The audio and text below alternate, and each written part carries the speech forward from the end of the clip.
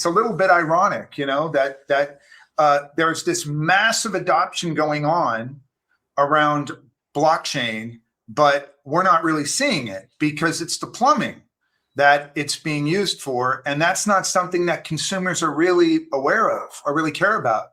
In fact, I actually believe most people will never realize they're using a stable coin because the financial world loves overcharging people to move money. It's a massive part of their profit.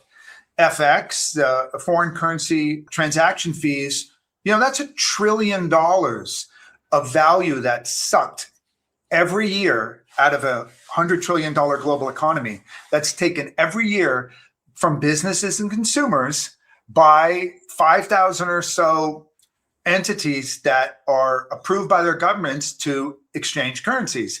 And I think they're going to be very reluctant to get rid of that revenue stream. But it would work against these financial institutions to tell you, wow, we just adopted a stable coin that's going to cut our cost to conduct a cross-border transaction by, let's say, 99%. So because your first question is going to be, how much of that savings is passed on to me? And the answer is probably going to be none.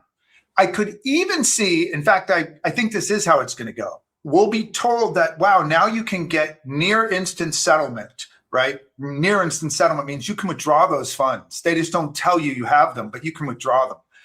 And that will be done with stable coins, but they will charge you extra.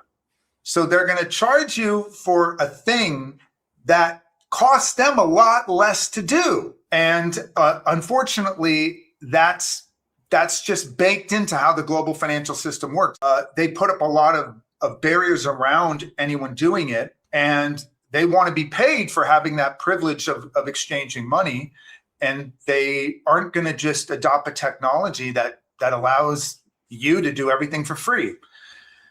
But nonetheless, it's all happening. Real world assets is an enormous space. And it reminds me a little of 2000, let's say, 1 to like 2007 and 8, when there was so much going on with on the internet, but it was sort of invisible to most people. So people thought, oh, the internet bubble burst, but there was a lot of adoption of internet technology. And then one day, boom, suddenly everybody's like, oh yeah, everything's internet. I think that's going on right now.